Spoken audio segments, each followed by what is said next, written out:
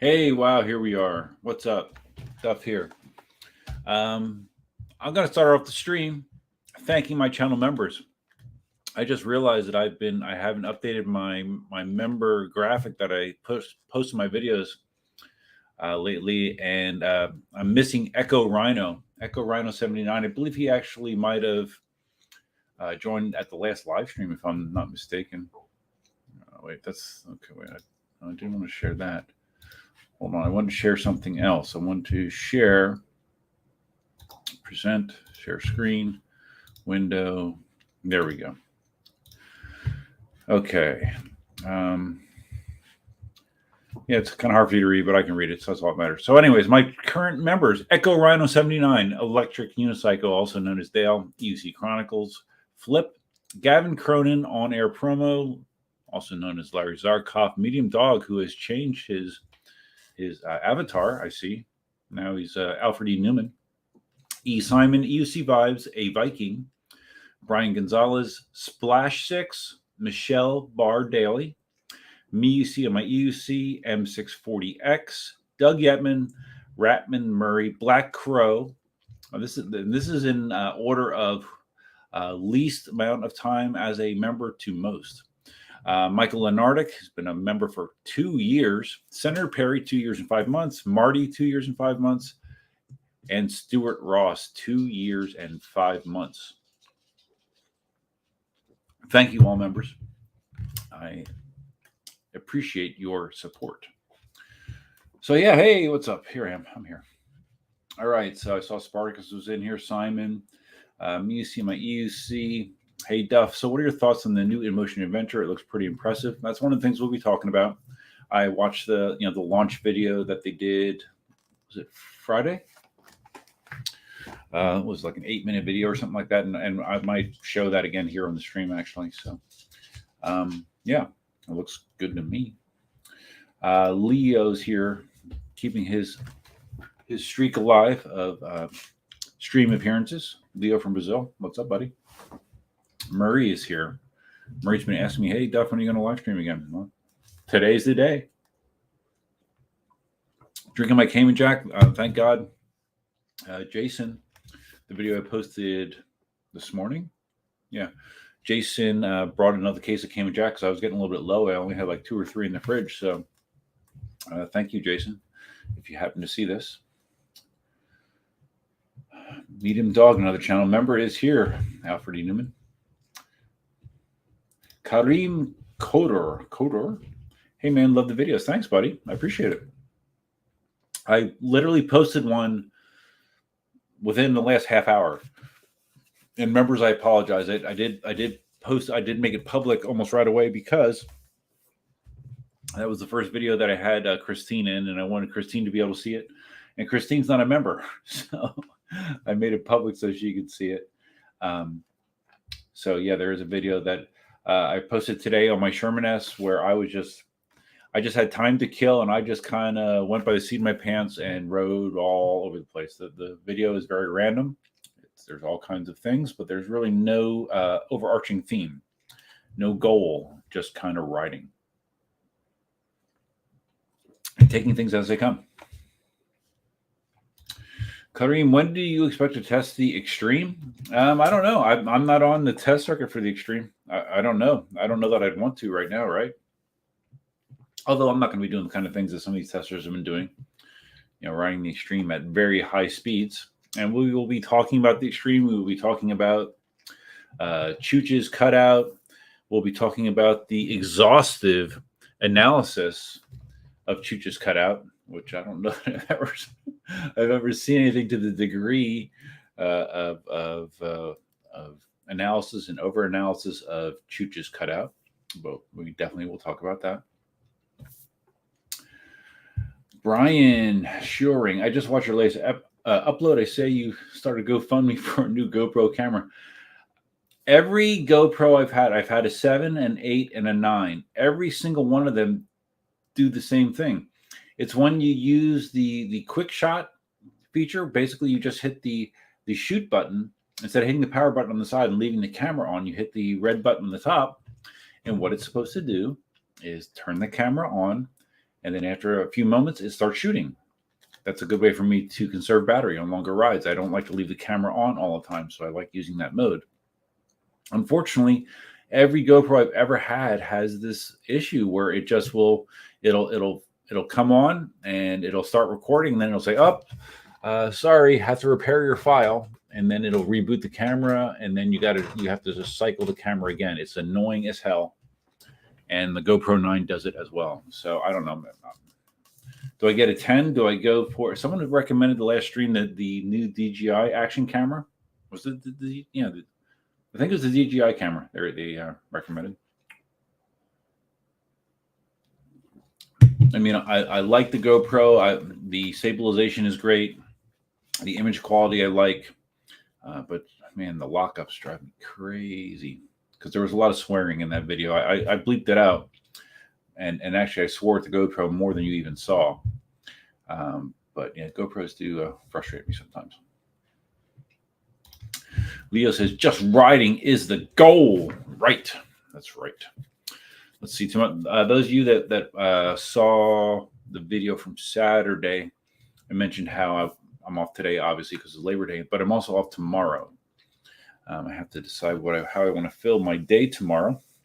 I always have things that can keep me busy.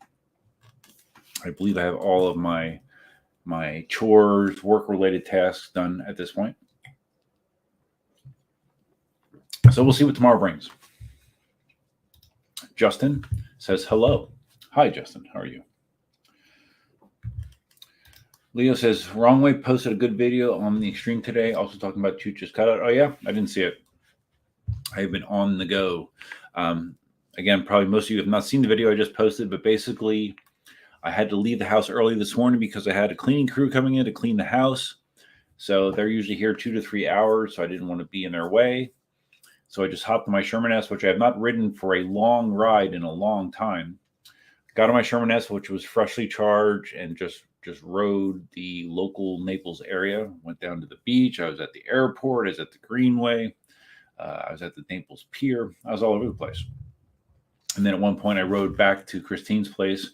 She hopped on her one wheel and was riding with me as well for like the last third of the ride. So it's fun. But long story short, I've been out all day. Have not had a chance to watch a lot of YouTube content. Simon says, Chooch always breaks his wheels. It's Chooch. Yeah, it's funny. I mean, some of the stuff that Chooch has done in the past has kind of rubbed people the wrong way. And certain things have rubbed me the wrong way, to be quite honest. But I've always kind of given him some extra leeway because, Chooch is a young guy, and, young guys don't always make the best decisions. I know I certainly did not. I'm an old guy and I don't make the best decisions. So, but there's a certain element that really not only want to go after Chooch, but Goat in general. There's a guy on the Facebook forum. I think his name is Paso. I mean, the degree of effort that he put in to try to discredit Chooch, discredit the Extreme. So I guess we can talk about the Extreme. Let's talk about the Extreme right now. And then we can talk about the Adventure launch, right? So the Extreme has been pitched, in the months leading up to present day, as like the ultimate wheel, the ultimate trail wheel. Chance worked hand in hand with Bagode. I mean, I don't know. When riders get involved with designing wheels, I don't know, it just always makes me laugh a little bit. But supposedly Chance had a lot of input on the Extreme, and he got a very early version, and he did a lot of testing, and all of his testing seemed to be generally positive, right? I don't remember him ever talking about cutouts. But again, he does almost exclusively trail riding. But the Extreme performed very well in that situation, as far as everyone knew. So then the production model Extremes started hitting, and you started hearing people reporting cutouts with the Extreme. And I'm actually kind of surprised at Roger Hajali out in California, because he is an Extreme. And Roger is a fast rider and a trail rider. And I'm kind of surprised that he's not had an issue yet.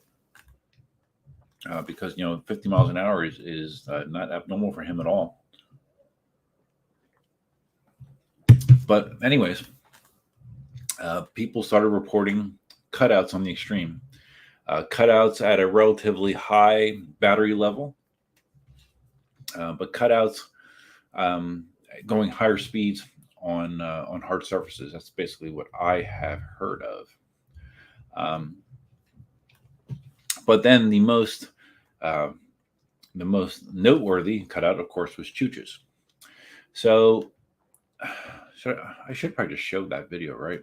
So we can, and if you want to see the video, obviously you can go to Chooch's channel, give Chooch proper attribution here. But it might help if we did that. And let's see if I can do this without echoing. Okay. It's only a 5-minute and 59-second video. All right. Well, actually, I'll just show the actual crash itself. All right. So hold on. So let's share window. No. Entire screen. Actually, I think, okay. Tell me how this sounds. Hopefully it's not echoed. It might be, but just let me know. And we'll just watch the actual crash itself.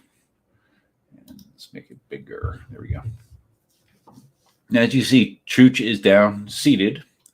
In most situations, almost all situations, you can ride faster seated. Chooch is also going uphill. But I believe, based on his story, he said that he was like only 15 minutes into the ride when this happened. So, all right, here we go.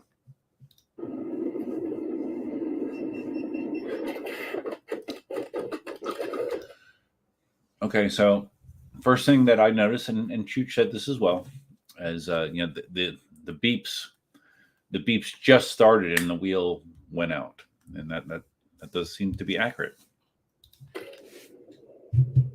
He just sat down, leaning forward, accelerating, obviously.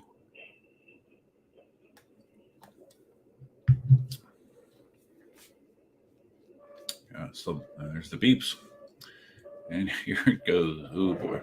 I mean, obviously, I'm glad that Chooch had on his full gear. I think he shows it one more time here, doesn't he?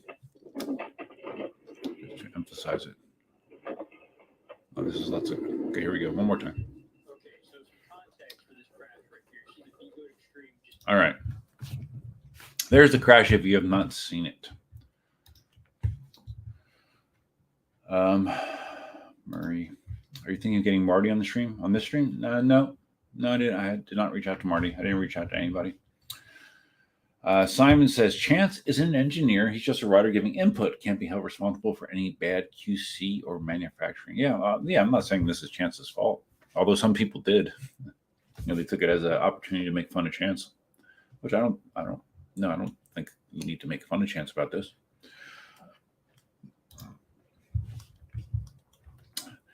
Murphy says I could race Marty for pinks. Yeah, it's true. I could. So anyways, yeah. So right there was a crash. In Chooch's commentary about the crash, he said, I'm not sure where he got the number from, but he said that he thought he was doing around 32 miles an hour. And he's only 15 minutes into the ride. And the wheel had lost an unusual amount of battery percentage for only being 15 minutes into the ride. And Chooch kind of trashed the wheel. He said, "Oh man, this wheel is a piece of junk, and I wouldn't recommend it to anybody." Which, if you've seen a lot of Chooch reviews, that isn't normal, right? Like Chooch is usually positive on most wheels, but he was not positive on this, because he took a beating. broke yet another 360 camera. I wonder how many 360 cameras Chooch has gone through. A lot. So, anyways, he put out this video, stating his interpretation of what happened. But like the internet is known to do, the internet jumped all over it, especially Paso. Paso. I'm not sure if he dislikes Chooch or Begode more, but there began this crazy analysis of the crash.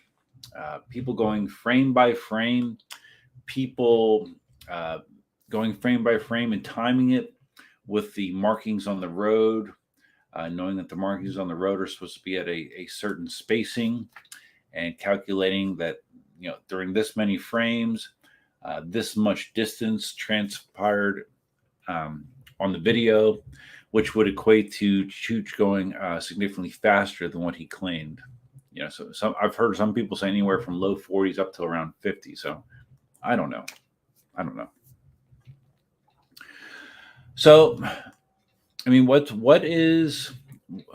is to blame? I mean, so is Begode to blame for making a wheel that they pitched as the ultimate trail wheel not be able to reasonably sustain high speeds?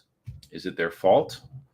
Maybe. I mean, could that behavior be changed by firmware? Maybe. I mean, obviously there was not adequate warning there. Obviously, but the wheel isn't designed to go, 45, 50 miles an hour. There's been a lot of people that have talked about the battery configuration in the Extreme. The C40 motor, super powerful motor, but it is only being supplied by a 4P pack, as opposed to an 8. The Shermans, I believe, use 8Ps, right? The original Sherman, an 8P pack. So the 4P pack, especially with a powerful motor like that, is more apt to suffer from voltage sag. Voltage sag causes cutouts. So there's a question of why Begode designed the wheel with only a 4P battery configuration. So that's, I don't know the answer to that. But it seems clearly if people are buying an Extreme to haul ass on the road in its current iteration, that would not be a great idea. Simon says a lot of people piled on chance, not really justified. Even some of the memes were pretty funny. Yeah, I saw lots of memes. They were funny. But yeah, I don't think they're justified. Brian says, am I the only one using the new Begode dynamic PWM tiltback? I really don't see why anyone wouldn't use this. No, that is a good feature. Now, I don't know. Is it on the Extreme? You would think it would be, right? See, one of the things people gave Chooch shit about is he didn't post any, and maybe he did now. I don't know, but as of a day or two ago, he not posted any data. Data in regards to speed or battery level or anything. As far as I know, he did not post any of that, and he was getting shit for that. Leo, Chooch was also upset with the suspension rod. Yes, that was prior to this, because I saw in the crash video he had replaced that with a solid bolt, because it bent, right? But I think the reason it bent was the suspension probably wasn't set correctly, is my understanding. The way that the suspension was set, it was bottoming out based on the linkage. The linkage was creating the stop point, as opposed to, on the sliders, how you have the little rubber rings. That's supposed to be your bottom point. Well, it seems like, however, the suspension was set up on Chooch's Extreme, before it could even get to the bottom part of the slider, the linkage was blocking it and caused that stress. So again, there's some confusion there why it was set up that way, because there's like two different sets of holes that you can use for the linkage, in my understanding, is the one that it was set to didn't allow full travel of the sliders itself. Justin says, storms came through and knocked down power lines all over. I just got power back at home. I was watching the live stream from my truck radio. Nice. Nice. Well, I'm glad you got power back, Justin. Simon says, Paso Jorge is just critical of Pagode and Chance and Chooch. He loves veteran, though, so he's not completely crazy. Yeah, no, I've seen him saying positive things about the patent. And, of course, I echo those feelings. I love the patent. Leo said, Adam's video this morning showed that Pagode's beeping was very, very short until cut out. Yeah, it was. I mean, that video confirmed it. I mean, it was too short for a rider to react. Definitely. So, again, though, you would think like if the PWM feature was turned on the extreme, that you would have plenty of warning there. Justin, was tilt back safety turned off? I would think these wheels would keep people a long ways away from maxing out power. Many riders wouldn't like that, but some would. I don't know, Justin, but more than likely, yeah, all that stuff was probably turned off for Chooch.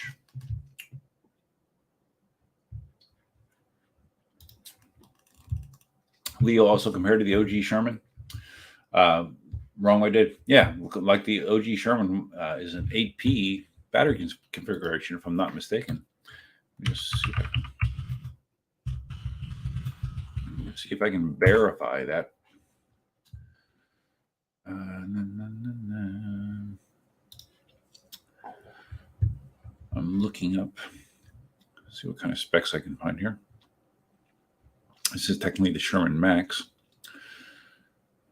but I don't know that it will tell me the battery pack configuration. Someone in chat will probably know before I find it here. E-rides, E-wheels. All right. And is the Sherman S? Let's see. What is the Sherman S? Is the Sherman S an 8P configuration? I'm looking. I don't see power.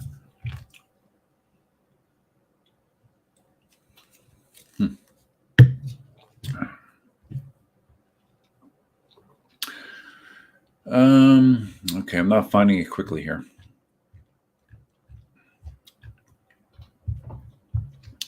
But someone in chat can probably verify for me that the Sherman was an 8P configuration.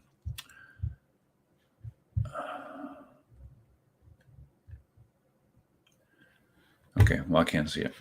Oh, the other thing that people were posting, and I don't know that this is accurate, because I mean, it could have been easily photoshopped, but they I guess they had a couple still frames of the wheel as it was right before cutout that supposedly showed that it's a 3-digit display, and it's and the way that it was shown, it looked like the second digit was an 8, meaning that he would have been going 80 plus kilometers per hour, supposedly. But again, I don't know if that was that for real, or is that a spoof? I don't know. But that was another thing that was out there to disprove Chooch saying that he was only going 32 miles an hour. All right. Skeptic 77. Not sure if I've seen you on the live stream before, Skeptic, but welcome. What is a good wheel to buy if you're coming from an EXM but you want more speed and power? Well, I assume that you're looking for suspension, because almost all new wheels are suspension. I mean, EXN will go comfortably into the 40s. What are you talking about speed and power? How fast do you want to go safely? That is a good question. If you want to go safely at speed, I would say the V13 is going to probably be the safest wheel at speed. It's just expensive.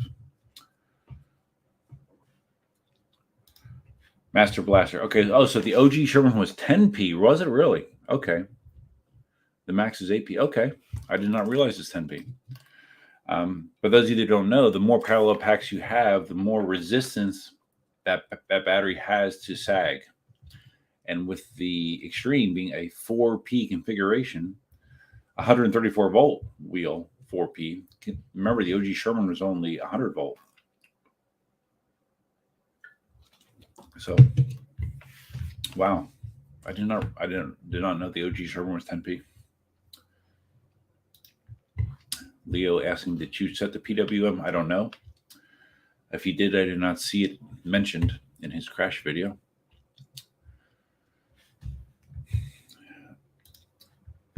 Medium Dog says, Choots hates those daggone maps. Yeah. Yeah, maybe I don't know. Maybe he didn't want to even bother with it. I don't know.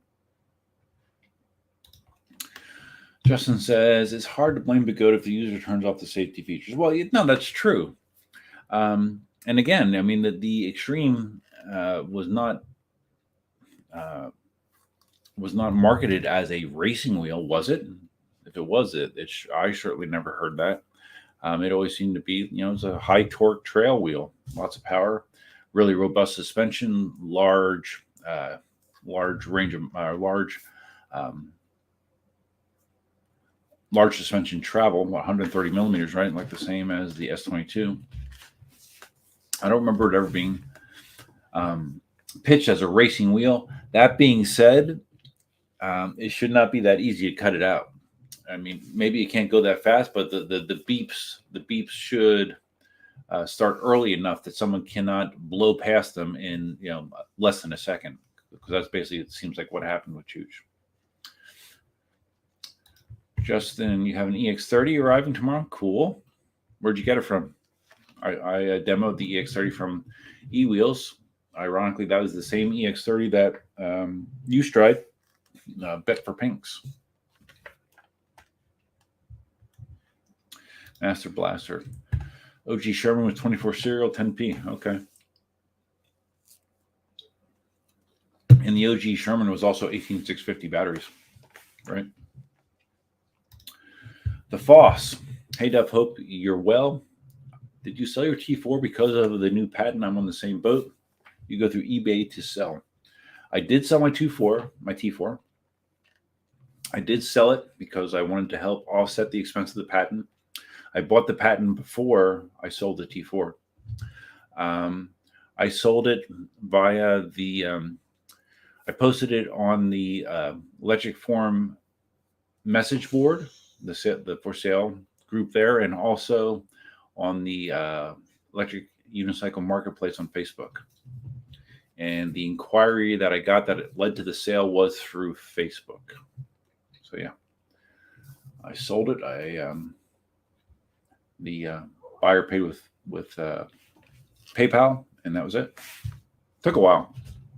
Took 3 weeks. There was not tons and tons of interest on it. So Justin says the EX30 that's coming tomorrow. You're kind of excited. Big jump. Oh wow, you have a Z10 to an EX30.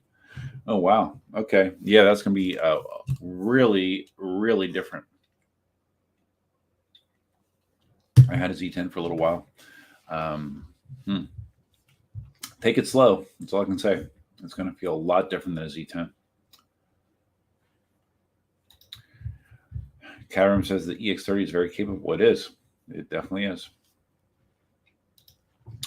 The Foss Adventure, the Inmotion Adventure, was advertised as racing / off-road. Extreme is just off-road and high discharge for enough time to go up steep, longer hills. Yeah, I guess. I mean, I don't know how Bigoda would not do something to try to address this, though. I don't know what they are planning to do. If they're going to be able to change things in the firmware, if they're going to consider doing a different battery pack configuration, I don't know.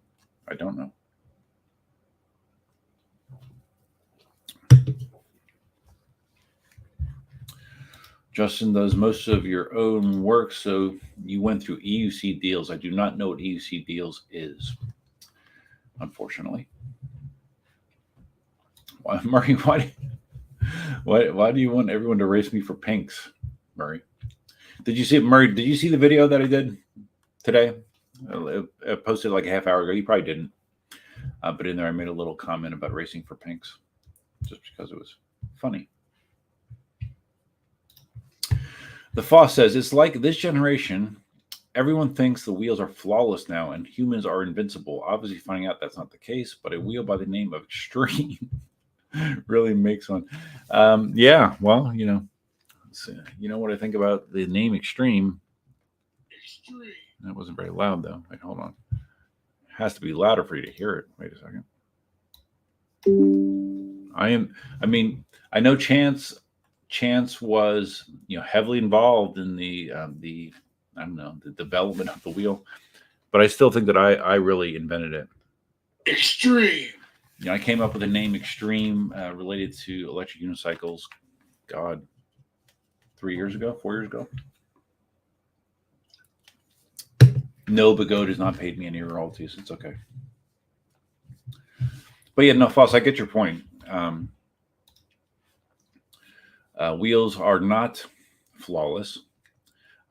You can still exceed the limits of a wheel. I've never had a cutout because I'm not interested in aggressive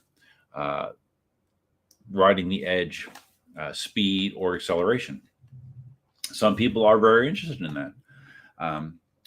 And that's fine. But I mean, they have to realize that no matter what wheel comes out, there's a possibility that you could exceed its limits.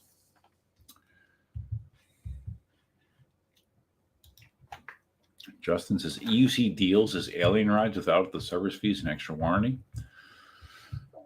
What do you mean? They're a branch of alien rides? Is that what you mean?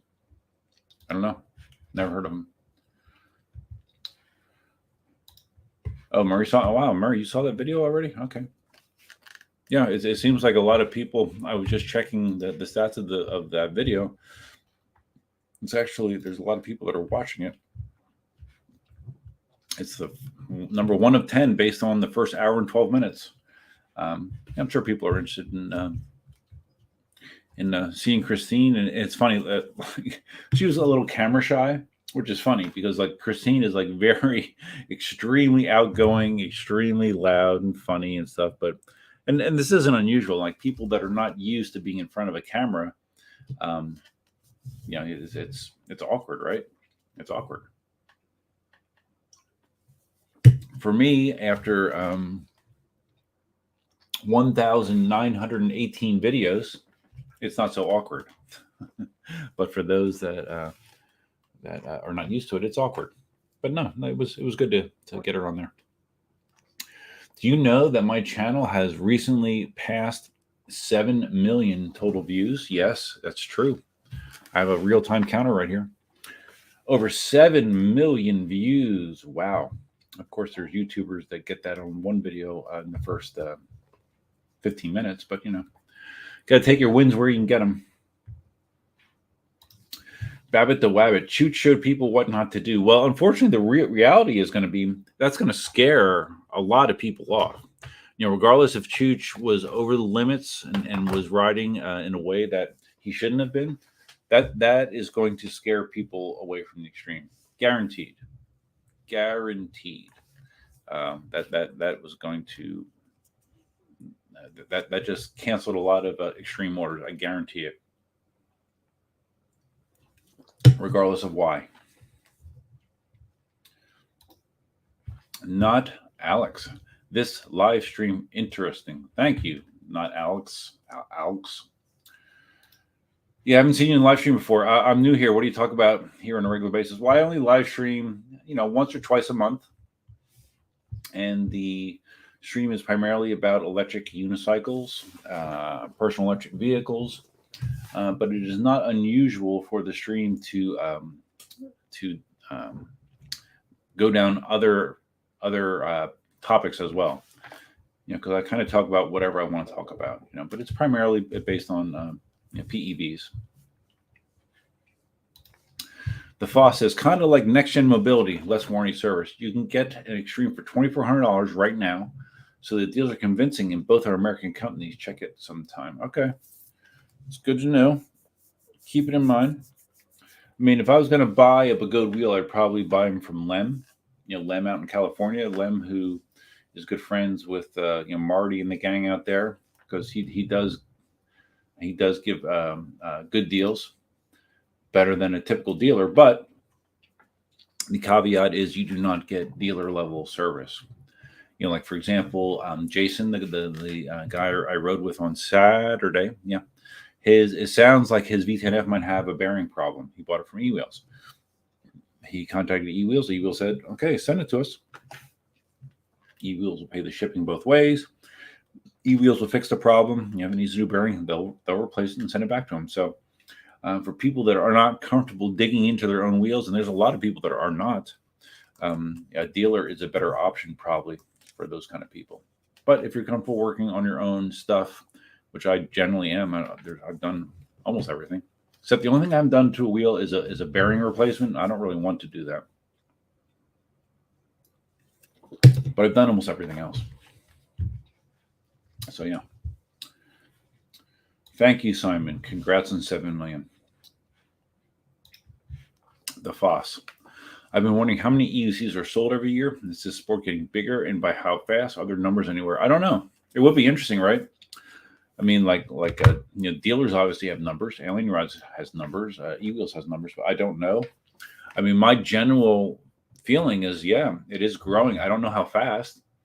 I know that the community seems much, much bigger than it used to be.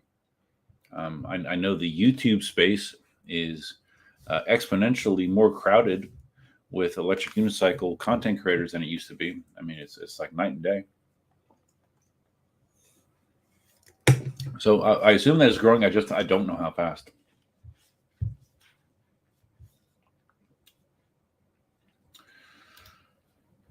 Foss, I have not gone through Lem.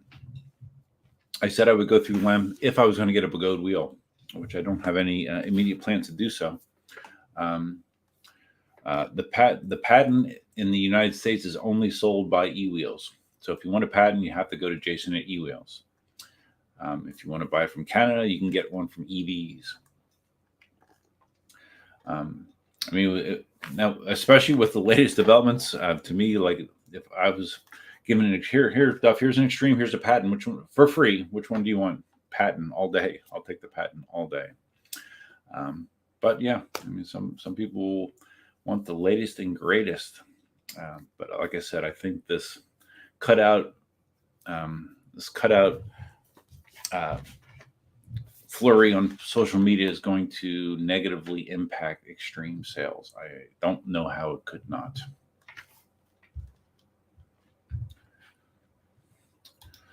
Justin says, if I would have known about Liam, I would have checked with him first. EC Deals got an EX30 for $28.99.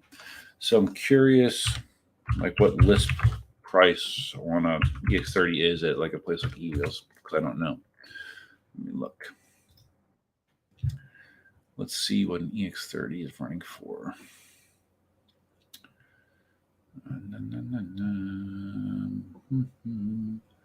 Okay, yeah, that is a good deal because I mean the list price on the EX30 at eWheels is $37.99. So that's like a $900 discount. So that's pretty good.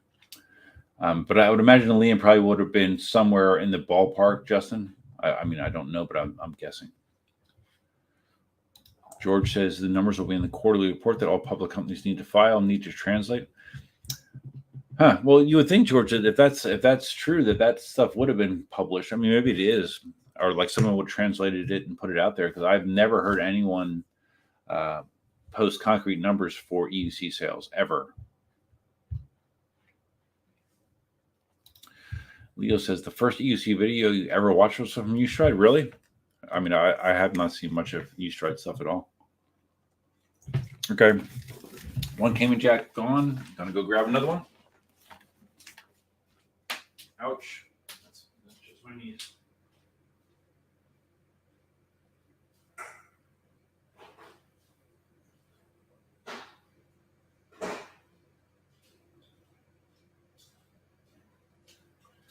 Man, thank God that Jason got me some more Cayman Jacks.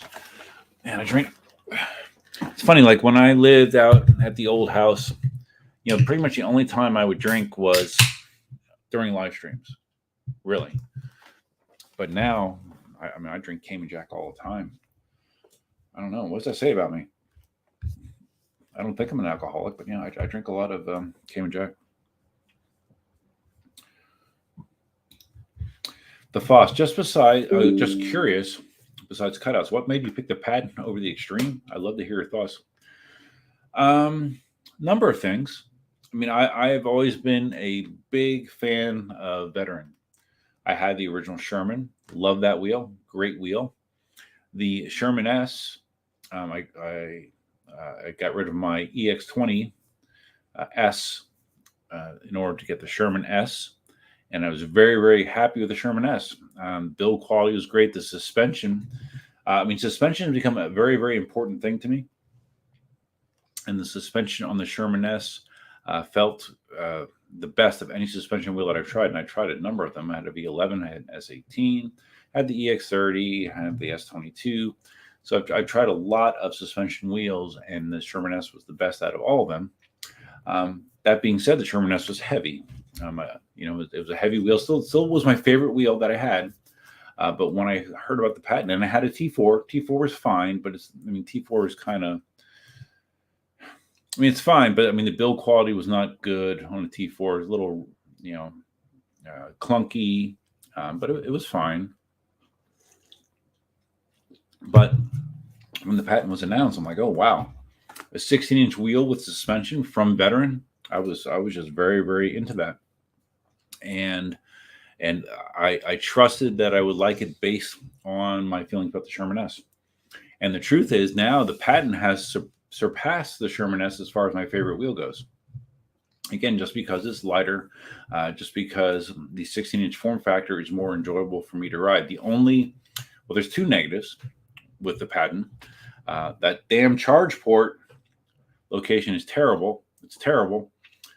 Thankfully, I posted a video last weekend about a 3D print that you can get for the power plug that allows you to accurately insert it to charge, which kind of fixed that problem. And the only other issue is, the patent has a smaller battery, so it doesn't have the range of a Sherman S. But otherwise, I love the patent. If you told me I had to get rid of all of my wheels but one, the one wheel I would keep is the patent. But that's just me. And the Extreme, the Extreme looks cool, I guess, but it's just, I don't know. I like the looks of the patent more. I don't need a hardcore trail wheel. I'm a hard surface rider. So, and the combination of the 58-pound spring and the street tire in the patent, again, it just fits me really, really well. But that's me. It all depends on the rider. Different riders have different things that are their hot buttons. Some riders want to go like super fast. Some riders want to go incredibly long, like Marty. His favorite wheel is the Master Pro because it can take him 100 miles plus. It's all a matter of what is important to you as a rider. Marie asks if I'm a jackaholic. I don't know. Am I? I don't think so. I would say that I became Jack maybe, I don't know. Should I say that? 4 nights a week or 4 days a week? I probably. Because Christine and I, we both enjoy it. So like when we're hanging out, it's very normal for us to have a Cayman Jack or two. Leo, T4 or V11? Well, I've owned both. V11 has a similar battery size to the T4. V11 is an 84 volt wheel. T4 is a 100 volt wheel. I really like my V11, which I sold to my brother-in-law. Again, if you gave me a T4 and a V11 and said, okay, which one you can have either one for free. Which one are you going to take? I'm going to take the V11, actually. Even with the bearing problems, even with all the other issues the V11 had, if it's a functioning V11 without issues, I would take a V11, personally. But I like the T4. Although you might remember when I sold it, I had less than 100 miles on it, so I liked it, but I wasn't compelled to ride it a lot. Roger, hey Roger, no, you're a little late, not that late. I have a question because we've been talking about the extreme stuff and Chooch's cutout, and as always, you have insight into these things, and you have an extreme. So I was curious about your insight to two things that Chooch complained about. First thing was the suspension and how he bent that tube that connects the linkage to the shock. And my understanding from what I've read was it was more a side effect of him using the wrong holes that was making the linkage be the bottom out stopping mechanism as opposed to the bottom of the slider hitting the rubber gasket on the slider. That was my understanding of why that bent. I don't know if that's correct or not. Maybe you have more information on that. And the other thing is, we've heard multiple people talking about the cutouts. Chooch's cutout. There's other people that posted they cut out and they blame it on the 4P battery configuration or other issues with the extreme. You're a fast rider. I mean, you ride like street speeds on trails sometimes, and you have the extreme. What have you had any issues with it whatsoever? And do you think it's a valid criticism of the wheel that it only has a 4P battery configuration?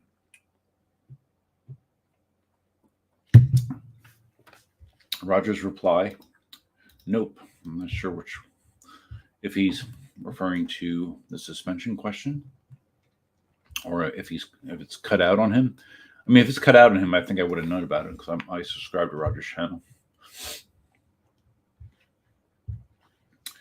Leo asking Roger, what you see that caught fire by the brook, Master?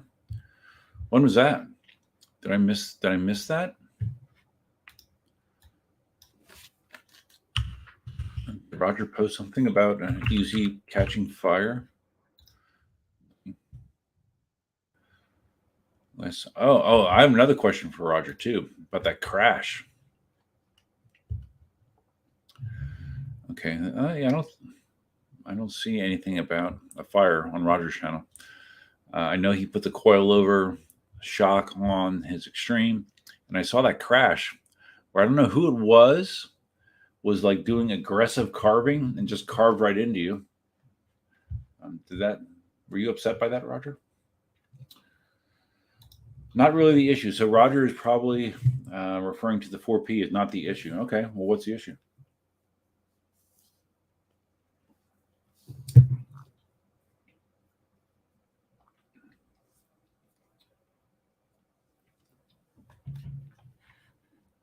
If you want, Roger, if you have time, I can send you a link and you can hop in here on StreamYard if you want to.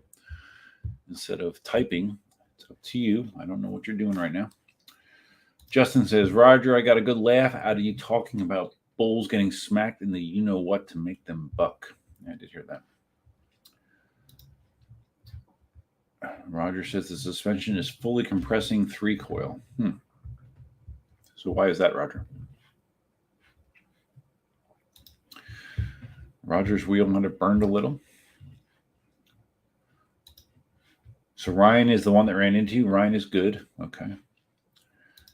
So Roger's saying the firmware is the issue regarding to the extreme cutting out at higher speeds.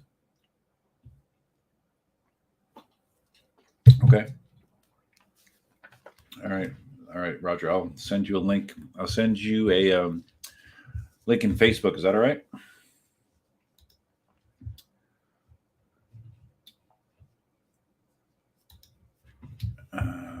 Oh crap! I can't do it that way. Hold on. Copy.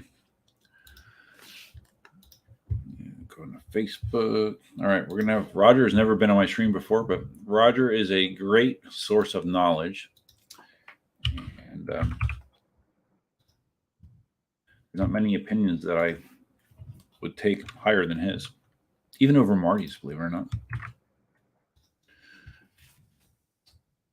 Okay, I just sent it to your messenger, Roger. So we might have Roger here in a second.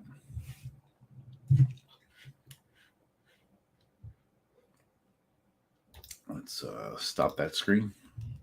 Yeah, I mean, as far as talking about this kind of stuff, I would take Roger's thoughts over anybody's really. Okay, I think Roger has gotten the link. Let's see how long he takes to pop in here. You can do it via phone or PC, Roger. If you do it on an iPhone, I think you have to use the native browser or Chrome if you have Chrome on your iPhone.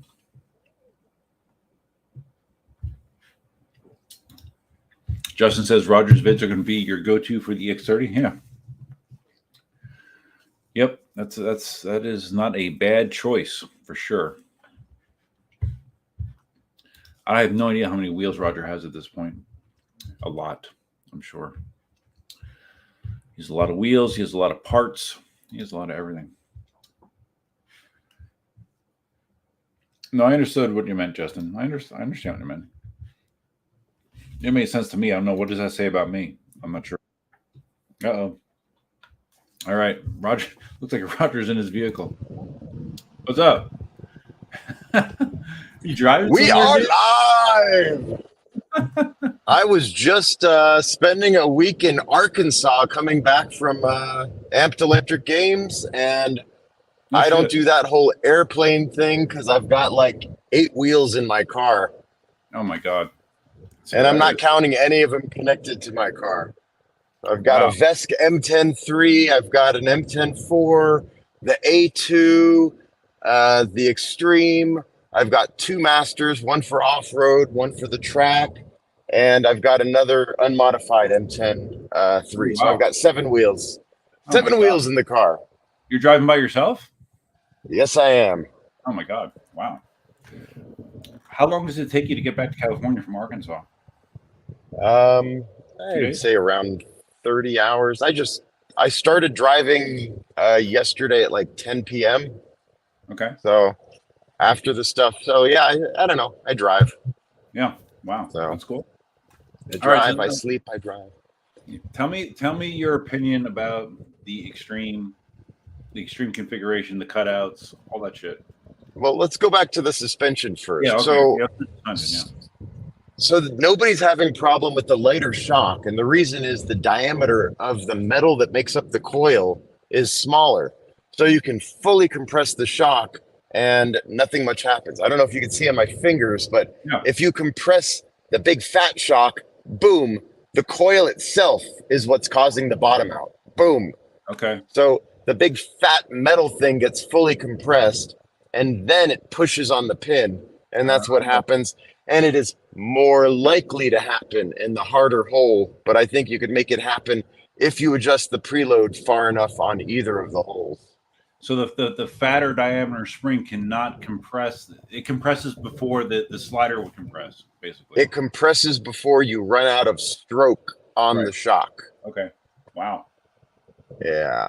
So I did. Marty donated the spring from his S22 to me, and I hit it with a hacksaw, angle grinder, and I have gotten nothing but compliments about how good this setup is out here. So, or out there in Arkansas, I let some really good riders try it out, and they were impressed.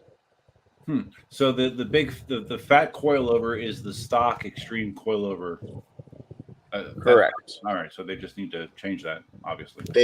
I guess the original test coil that Chance had did not have this problem. So it's got the right spring rate, but it bottoms itself out. So. Okay. All right. Well, that clears that up. All right. Now, talk to me about the batteries. Okay. Well, I don't think that the battery is the issue because the sag only goes so far, and it's probably been brought up already that Chooch's cutout was most likely way too fast for the battery level that he had. Okay. So I don't think he's sagged out. But regardless, whatever your battery level, the reporting of the PWM of the wheel is going to be correct. Mm-hmm. So it's pretty darn easy for me to take a fully charged wheel and land on my face if I feel like it, just at 30 miles an hour. So, and to be honest, I could actually overpower the extreme in off-road or race mode from a standstill. And Really? I'm not a very big guy, so. Oh wow. But there is, I don't know if I'm actually supposed to, yeah, there is a new firmware that's in testing right now that increases the phase amp current capacity of the wheel. One more thing I want to say. You said you would trust my opinion over Marty. I Yeah. wouldn't. I'd trust Marty's opinion over mine. Oh, just because he's an engineer? So a lot of the stuff I say is bullshit. I'm sorry, BS.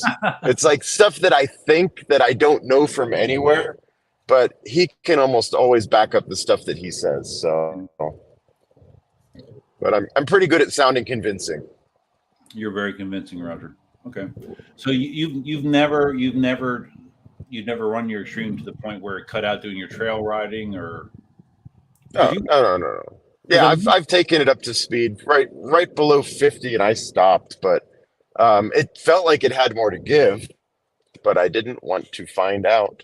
It's a 16-inch wheel. It's yeah, but you're monitoring the PWM though all the time. I always do. Yes. Mm-hmm. Which I don't think Chooch does. Yeah, well, I recommend it for everybody at least every once in a while, so you figure out where stuff is supposed to be, and then you kind of know better when you're not keeping your eyeball on it. Mm-hmm. So that's cool. Awesome. So how was the amp games? it was a good time. They're getting good at putting those events together. Although the weird, funny thing is, the weather was perfect the whole time. It was a little hot, but last year it rained. We got kind of rained out the first day and a half, maybe 2 days.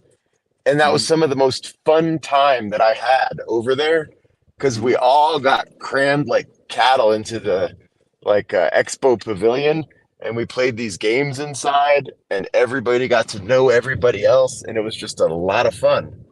That's cool. It went from just a pure riding experience to a social experience. So, how many people were there? It was. There were a lot of people, and there were also there were probably 10 or 20 times the number of spectators this year than there was last year.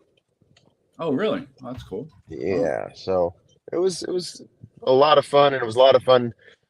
Me sort of shoving my nose into the races and stuff, and pretending like I belonged back in the pit crews. And so I don't know did you watch any of what went on out there? I did not have a chance to see any of it yet. No. Okay, so I've got a buddy named Brian, and another buddy named Aaron. Brian is an actual riding friend of mine. I ride with him all the time. Aaron's been an online friend of mine for a while, and we talk about riding and all, but the two of them ended up in the drag race final, and they leaned into it. They were beeping all the way until a couple feet before the finish line, and they both cut out at the same time. And Brian slid across the finish line first, with his wheel tumbling and pieces flying into the air. That's hilarious. And what kind of wheels were they? Brian was on a Master, Okay. and Aaron was on an EX30. All right. Wow. Brian's wheel looked like it was done. We got Aaron heading off to the ambulance to get patched up.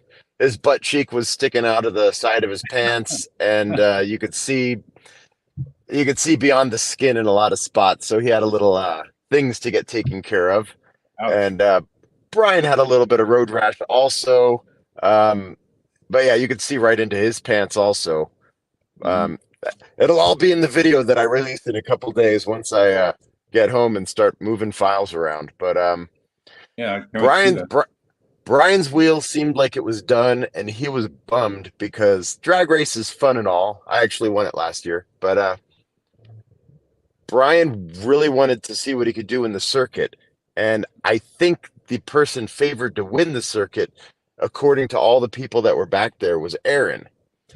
So Mm. I ended up taking Brian's wheel back to my camp and gave it the Roger treatment with duct tape, wire ties, and whatever I could. And he ended up winning the circuit, all of the heats and the final race. Wow. Wow. So yeah, but they both got disqualified from the drag race because if you Right. cut out, you're not allowed to win, I guess, even if you cut out as you're crossing the finish line, which is Oh. really sad to put that much into it and walk away with nothing. So So there was no official drag race winner. no, there was. It just gets brought back to the, so they didn't get first and I second. thought it was just those two were running. Okay. Those two were out. So yeah. Okay, gotcha. Mm. Did But you let's compete see. in any? Did you compete in any events? Nothing official because so I qualified for the off-road races in the pro category, but I really couldn't do anything because that accident you saw the video of, I don't know if I fractured my heel, but I still am having trouble walking on my right foot from day one. Really? So yeah, and then on top of that, the first, I think it was the first day after I'd qualified, I was out there and my wheel was acting funny and acting funnier. And I said, I got to go back to the car. My wheel is, I think my main board was loose or something. Mm. And somebody said, let's do one more run. And I said, okay. So, so this trail called Thunderdome, it's the slalom side by side. I was running down with Kenzie, and she is a crazy fast chick and super cool, super smart. And but yeah, just like she's got it all going on. And I think she had a pretty good view of me going off the drop over the metal grate, and I landed it perfect, but my wheel decided it was done for the day. And I could show a picture of what my my right foot looks like now, but yeah, I've got all different colors, and it looks kind of like a potato with a bunch of Tootsie Rolls stuck on the end of it, and those are my toes. That sounds great, Roger. Yeah, it's pretty good, pretty good. So I didn't realize you got hurt in that crash when Ryan ran into you. I didn't realize it because I saw you just sliding on all fours, basically, right? Yeah, but I guess when my foot first hit the ground, it was a hard enough hit that It looked hard. it's something I remember doing. So, but yeah, my crash in Thunderdome off-road was also slide forward on all four wheels. So I got a couple scratches on my belly. But that's my scratch form, or my crash form every time, just the Superman style. So, wow.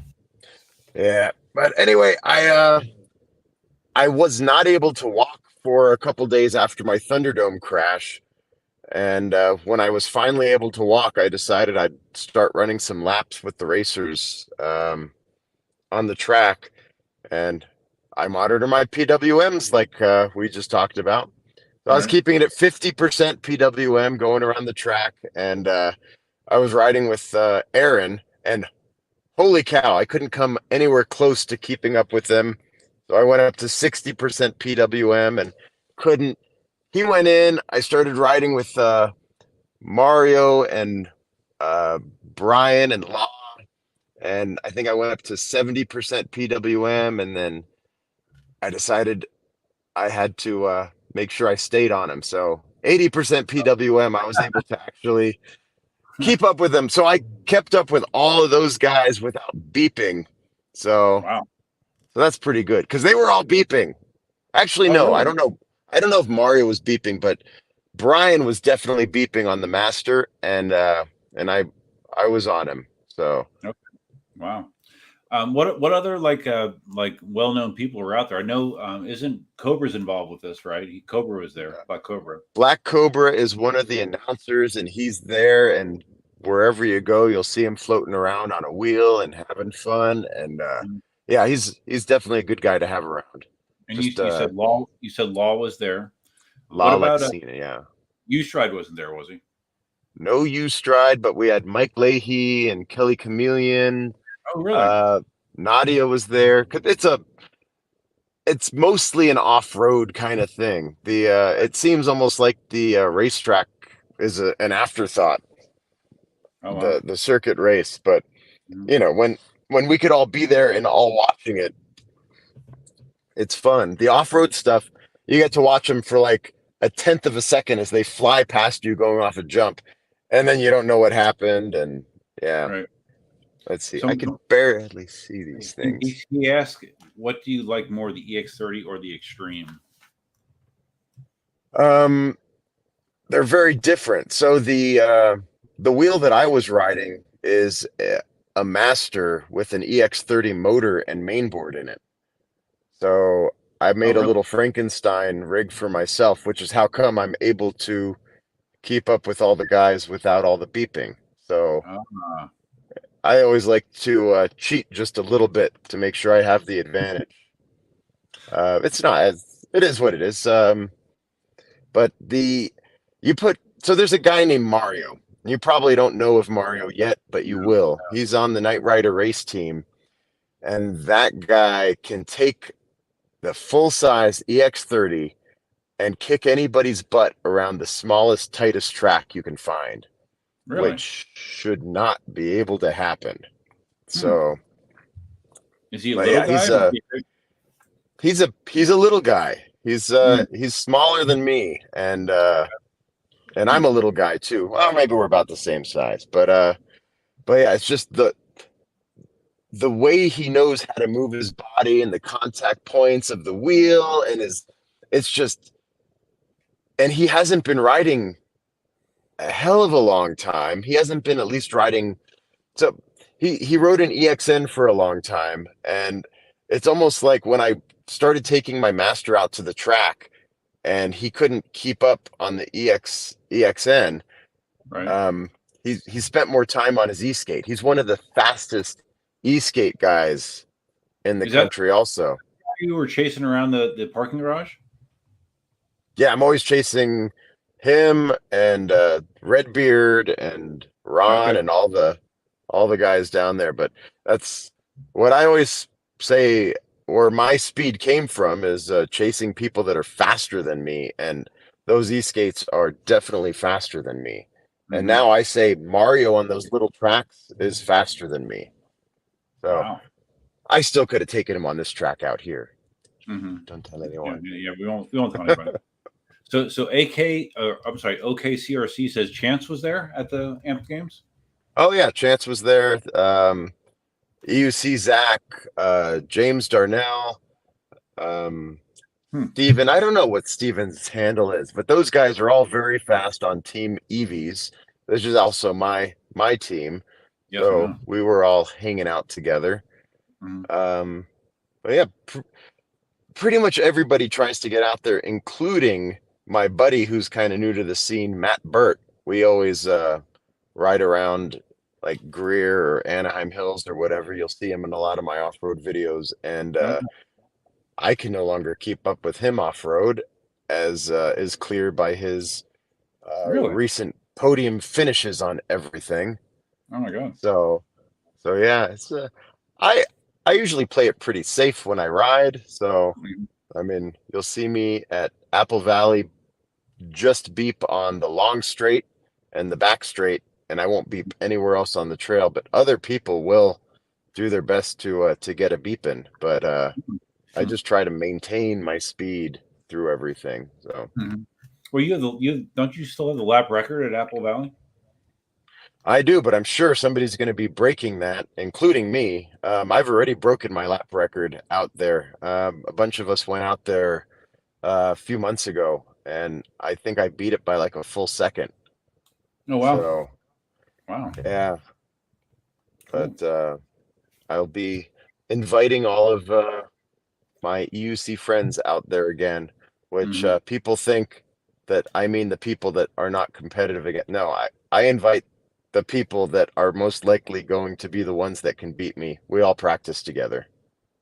Is Dawn going to do it? I'm sure Dawn will race, yes. Okay. She's very fast, and she's been going to a lot of those intro to speeds, and she does something really weird. So I get to the intro to speed. I talk to people. I hang out. I run a few laps. I talk about what I just did. And when Dawn gets there, she goes to the back of her car. She suits up. Then she starts running laps. And she doesn't stop until they start taking the cones away. Really? So she will run nonstop, like, and I don't know what's up with her battery. She seems to do okay, but she'll do like 45, 50 miles, Oh maybe my more. I God. don't know. Just lap, lap, lap. So Wow. yeah, it's Just pretty trying to pick up, crazy. trying to pick a line, basically. She's just trying to find the fastest line. She's really good at picking her line. She probably has all that worked out in the first 5 laps. Oh my And God. then she's just building endurance because a lot of these tracks, like Apple Valley, they will sap your energy. They are not easy on the body, uh, Hmm. and the people that are going to be able to go full tilt on 3 or more laps are the ones that run lots of laps. Which I used to think I was a guy that runs lots of laps up until I saw her doing that. Wow. So yeah, I'll run like I don't know 10, 11 laps in a row at Apple Valley, but. Hmm. That's crazy. Yeah, because Uh, well, she was hurt last year, wasn't she, for Apple Valley?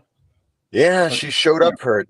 Um, David Duong. Anyway, he led a group ride, and I Hmm. was there, and I said, "Let's do it in this order," and he decided to take us in the reverse order, which was the more difficult trails first, because Mike Leahy and Kelly Chameleon were with us, and we wanted to show them some good things. But Kelly was also hurt, so Kelly was a little annoyed, and then Don was out of commission. So Hmm.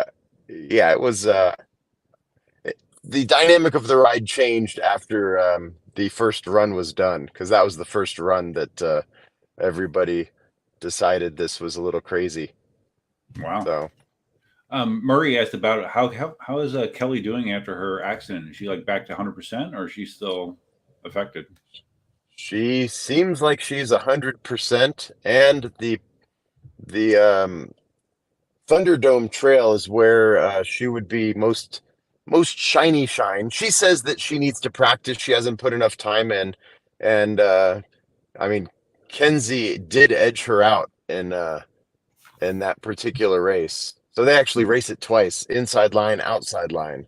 Mm, But Kenzie's freaking fast. Even she rides an S22, but she's no joke even on the street. So really? yeah, there's a lot of people that put a lot of effort into making sure that they can get around rapidly, safely. And Kenzie's one of those people that when she's doing something, she knows what she's doing. Yeah, She'll stay on her wheel. that's awesome. Um, what while I have you on here, what is your thoughts about the adventure? Like, I know you've never owned an in motion wheel. I mean, would you even consider a wheel like the adventure based on the specs that they've put out there so far? Absolutely. Yeah, I'm no I don't know. I don't go by the name on the side of the wheel. I go by what I would be able to do on the wheel. So it seems like that is going to be one of the fastest wheels with the most durable hardware. Yeah, Um, I think it's going to outshine a lot of the stuff that's out there right now. yeah. So Spec. I mean, spec wise, if it lives up to those specs, it sounds pretty crazy. yes. So and I think it just might. And it might require some of these weird little firmware wizardry. Like I don't know if you know, but if you get a V13 and you hook up with a certain app and you do a certain this and that, it's supposed to get pretty darn close to 70 miles per hour itself. So Well, I remember they did you know were in that? motion. What I remember, Emotion published something about certain riders were going to win the ability to go into like super performance mode or something. Is that what you're referring to, basically? Not exactly. So yeah, that Oh, is the super performance mode, but when you are talking about this kind of stuff to a community that is I don't know, there's got to be at least 5 to 10% of us that are like engineers and computer savvy, that stuff got hacked out super quick. So Oh, whoever wanted that, there's a shortcut to getting it. But really? No, I did not yeah, know that. so yeah, I, But you don't. I mean, the only non-Begode wheel you own, and maybe I'm wrong, but I thought was the S22, right? You don't own any other non-Begode wheels. well, I've got my, okay, so I do have an Inmotion V10F and a KingSong S18 that are in my garage. Oh, you do? Okay. I Um, didn't know. yeah. Um, let's see. And I had a 16S KingSong. That was an awesome wheel. But yeah, Mhm. I do not discriminate. If you tell me that a wheel is going to be impressive and worth riding, I mean, I'll I ride mean, it. you've heard Marty talk about Inmotion wheels, right? Like he basically has said that he doesn't ever want to own an Inmotion wheel because he thinks that they're not. I don't know. They're not serious wheels. Right. But if they decide to make a serious wheel, they make a serious wheel. I mean, the the V13 is it's a pretty impressive wheel. Hmm. The suspension left a little to be Yeah. desired as far as its durability goes. Yep. But other than that, if it had a little more travel and reliability, I probably would have ended up having one of those in my stable somewhere. Oh, really? Mm. But yeah, then I'd need to buy a freaking bigger car because I don't have room for anything in here. I mean, Yeah. You have a. Well, you have an S, right? You have an S. no, this is a Model 3. I had an S, Okay. but I don't know. I like smaller cars, but I might regret it just a little bit. Okay. Because didn't you have an S when I thought you had an S when I was out there last year in December. Didn't you have one? No, I already had my 3 by then. Okay. Mask had an S, and I think he was out there. I don't I know. probably saw his S then. Okay. Yeah, Cool. he's got a much bigger S than me. Hey, Mask, Awesome. if you're watching. I'm just kidding. So I assume Dawn did not go to Apple Valley. You mean Amped Electric Games? No, she did not I'm go. sorry. Amped. Yes, sorry. Amped. Okay. Because I know But yeah, she's in it. it would have been really good if she went. But so Amber Speed Queen from New York did come down, and it's always fun to watch those two going at it on the track. But Amber's still on the EXN, Oh, and really? Dawn has moved on. She's not even happy enough for speed on the Masters. She probably would have been on the EX30 around the track, and Mhm. she's overpowered an EX30 from about 35 miles an hour. So Really? that's a funny story. So group ride, we're all on comms, like 8 or 10 of us or something, all connected on comms. We're going down a street, and this dude in a big truck drove past us, way too close to us for us to be comfortable. And Uh-huh. Don shouted out a profanity. And the next thing she's doing is she's Chasing it leaning down. into it to go chase him. And as she leaned into it, she overpowered the wheel and went down. Really? Yep. She must have And really within leaned. like, yeah, she's a small gal, but Yeah. she can torque out a wheel if she feels like it. But it took Uh, her all of maybe like I don't know, 2 minutes to pick up all her stuff and get annoyed with us for not keeping on going. that sounds like her. That's funny. Wow. So yeah, so she probably went from like 30 up to 45 or something by the time she hit the ground. But yeah, that's and we were in comms, so we heard the Oh. expletive and then all the scraping and everything. So So what she do you never guys use caught to the be guy. all on the same comms? Do you have like just radios in your helmets? Is that what you're doing? Yeah, so the San Diego people kind of started it. They use Cardos, Okay. so mostly onto the Cardo edges now, but we were all Pack Talk before, but they're compatible with each other. So um, it's it's really awesome. And if I'm filming on my chin-mounted GoPro, I could record on my phone the audio from our comm system and then sync it to the video. Oh, really? And That is cool.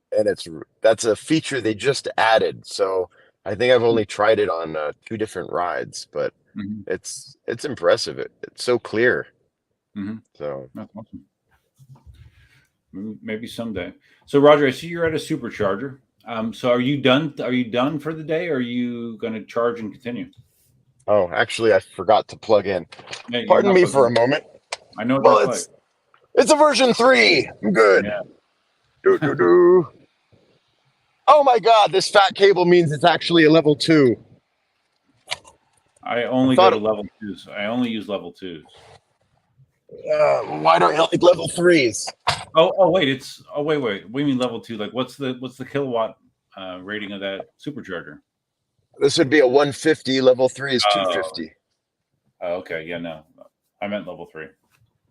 Yeah, and I don't have to charge here very long. It says 10 minutes to continue my trip. But yeah, that I would have been driving already if I'd been paying attention. So what state are you in right now? The state of denial. I actually have to look at the screen. I'm in Arizona. I'm in Holbrook. Oh, okay. So yeah, So that's are you gonna push and try to get home tonight, or what are you doing? impossible. I'll be home sometime tomorrow. I'm probably going to take a nap at some time while I'm charging. Um, but hopefully not while I'm driving. So Hopefully, have you ever have you don't have full self driving, do you? yeah, I have full self-driving. You do? Oh, geez. You didn't pay 12 grand Yeah. for it, did you? No, I think I paid $6,000 for it. Mm-hmm. I had it in my level 3 and I paid 5 grand for it back then, but I don't have it now. Yeah. Yeah, it's a real bummer that I actually my Model S that I had, Mhm. I paid for it, and then I switched it out for a Model 3 before I ever got to use it. Oh, really? Kind of crappy, although it was a lot cheaper back then. I don't remember what it was, but this is Mhm. actually my third Tesla. Yeah, I've So had 3. I had a 3 and 2 Ys. I've had an S and 2 3s. Oh, nice. So, but yeah, when I got this one, the Y didn't exist yet. So Okay. Cool. All right. Well, I'm going to let you indeed. go, Roger. I'm gonna Okay. continue on, but I appreciate you stopping in here for sure because I've I'll never streamed before. drop back in on the chat. Anyway, thanks for having me. All right, buddy. Thank you. Talk to you later. Bye-bye. All right. Bye. Well, that was cool to have Roger here. There he goes. Okay, there he goes. Yeah, it's cool to have Roger. I've never had him here before. It's just kind of funny the way the timings worked out. But the real reason I had to go is because I had to get another Cayman Jack. So hold on a second. Oh man, my freaking knees.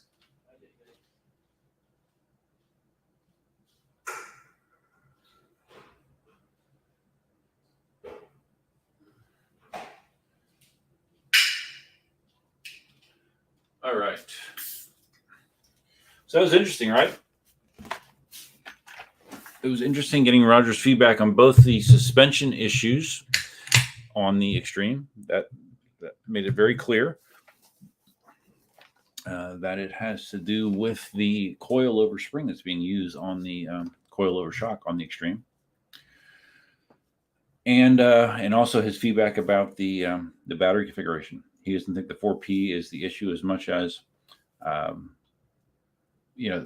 firmware changes as well as not paying attention to PWM numbers. Hey, Brian, I saw that you're here. Brian Gonzalez, channel member, driving back from Tahoe. Nice. And OKCRC saying Kelly's good now. It's good. Babbitt the Wabbit, KingSong 16S. Yeah, if you saw my video that I shot with Jason, he was talking about he's considering if he wants to get the S16 or the Adventure, the Inmotion Adventure. The thing is with the Inmotion Adventure, when I was on eWheel site, they said that they're not expecting that till Q4 of this year, and who knows if that's accurate. And then you have the whole issue that do you want to be a batch 1 guinea pig or not? Probably not. So he'd have to probably be waiting. Well, the S16, I don't even know when that's supposed to come out either. So I don't know. But the S16 is a lot less money. Justin might need a Tesla truck. I actually have had a deposit on a Cybertruck since day one that they were announced. My reservation number is relatively low. That being said, they have not, as far as I've seen, they have not announced. Like when I put the deposit in on the truck that I was interested in buying, they listed the prices when they did the Cybertruck event. What was it, 3 years ago at this point, at least? It was listed at 49 grand, I believe. God knows what they're going to list it at now. Because if I would get a Cybertruck, then I would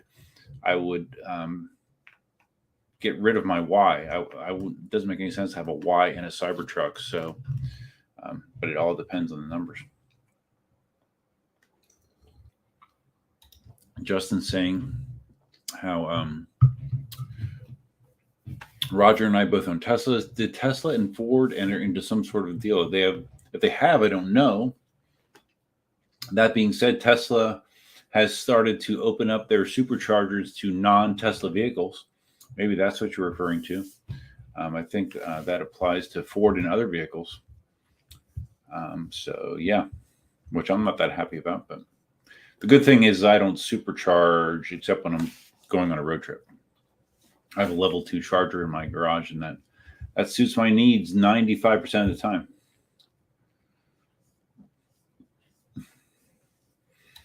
Yeah, it was cool that Roger came in, right? Did not expect that. Leo is logging off. It's a working day south of the equator. Well, normally it would be a working day for me as well, Leo. But thank you for stopping by, buddy. River Wander, that's a new name. Welcome to the stream, River Wander. No, I meant the S16. Yeah, S16.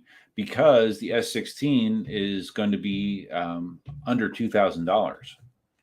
That's the difference. Like when I was talking to Jason about the comparison, I'm like, okay, you have the Adventure that has all of these great technical specs, and you have the S16, which is a 16-inch wheel, significantly lower specs. It's an 84-volt wheel, a smaller battery, less power, less top speed. But for someone that's new to the hobby, it's still a hell of a jump from a V10F, right? With what looks to be a good suspension. So what I wanted to do is I wanted to find the Inmotion video about the Adventure so we can review this together if you did not see it. Let's see. Yep. Okay, it's 9 minutes. So hold on. Let's get to the beginning of it. Okay. It's a funny voiceover too that they did with this guy. Okay, so all right, hold on, let me catch up here. George, when do you think we'll be seeing a Vesk unicycle? Well, I don't know when, but I wouldn't be surprised if we do see one. Well, no, Roger was saying, didn't Roger say that he has a Vesk M10-4? So yeah, he did say that. So that would mean that it's already here.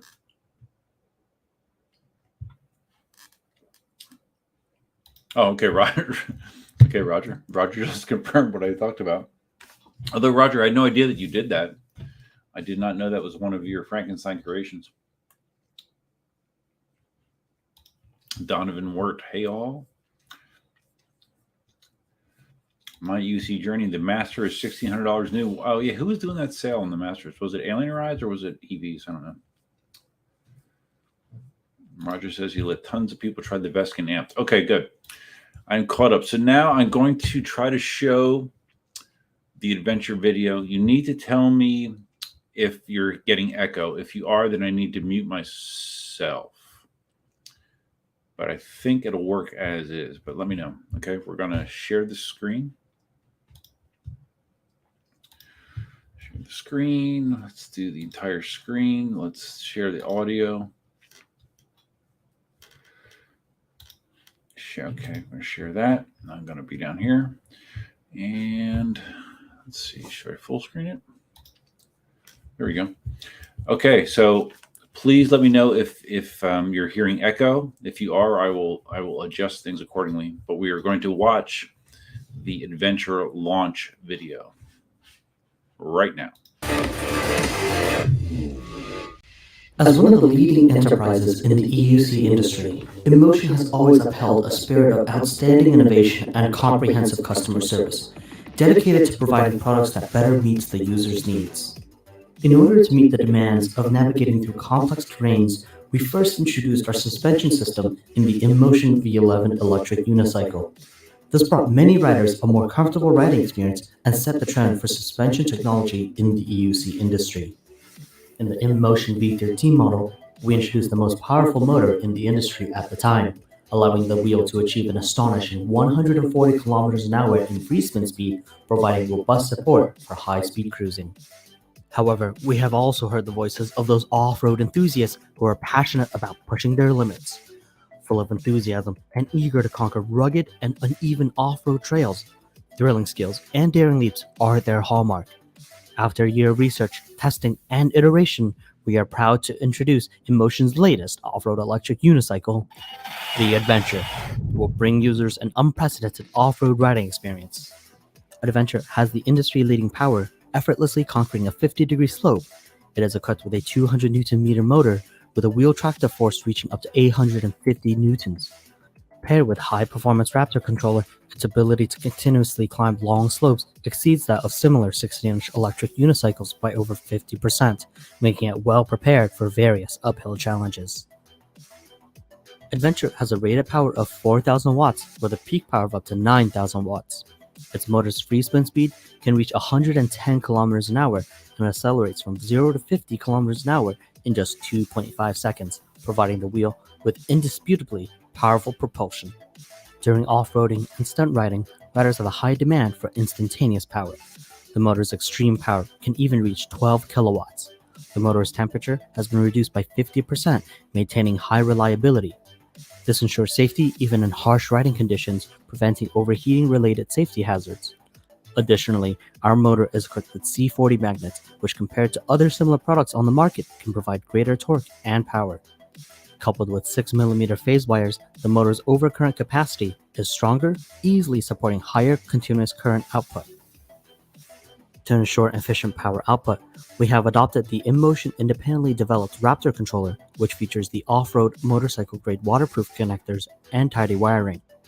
It is equipped with 42 MOSFETs with a voltage rating of 200 volts and a high current capacity of 135 amps. The MOSFETs have a high voltage margin of over 40%. Combined with 18 capacitors, they can support a continuous current of up to 450 amps, ensuring a strong power output while providing ample safety. Even during extended uphill climbs, it won't overheat, delivering stable output in any riding scenario and giving off-road enthusiasts the ultimate riding experience. In terms of motor response, Adventure achieves instant power delivery as promised. Moreover, to meet the demands of different riding scenarios, the Adventure offers two output modes: Sports Mode and Comfort Mode. In Sports Mode, the acceleration response of the Adventure is increased by 47%, providing users with an astonishing millisecond-level power response. On the other hand, Comfort Mode offers extended battery performance to handle a variety of riding conditions. To meet the demands of off-road and stunt riding, our motor is made from the highest quality aluminum alloy, A365.2-T6. Its strength has been increased by 35%, allowing it to easily tackle various jumps and bumpy challenges. Adventure's motor employs oil seal technology, ensuring excellent sealing performance with a waterproof rating of IPX6. Additionally, it is equipped with a motor temperature sensor to monitor the internal temperature in real time, ensuring riding safety. Adventure is equipped with expertly engineered suspension designed for off-road performance, featuring Inmotion's exclusive custom progressive shock, a first in the industry. Its front-end stiffness is 600 pounds per inch, meaning it offers softer suspension for mild bumps and delivering a more comfortable riding experience. The rear end stiffness is set at 970 pounds, ensuring sufficient rebound even during intense off-roading segments like jumps and steep slopes, protecting the rider's knees. Adventure is Inmotion's first model tested with a rider weighing 90 kilograms that can perform a 1 meter drop without bottoming out. Additionally, you can adjust the Adventure's suspension system according to your weight and riding style, including up to 8 levels of rebound damping and 17 levels of compression dampening, as well as a spring preload adjustment knob, ensuring you get the most suitable suspension performance. The Inmotion team has also introduced motorcycle industry technology, adding oil seals and low-friction bushings to the Adventure's suspension structure. This helps prevent foreign objects and sand from entering the suspension system, enhancing its smoothness and longevity. If you want to DIY the suspension, Adventure supports that as well. It comes with a standard 200mm eye-to-eye distance, allowing you to easily purchase the shock you need online.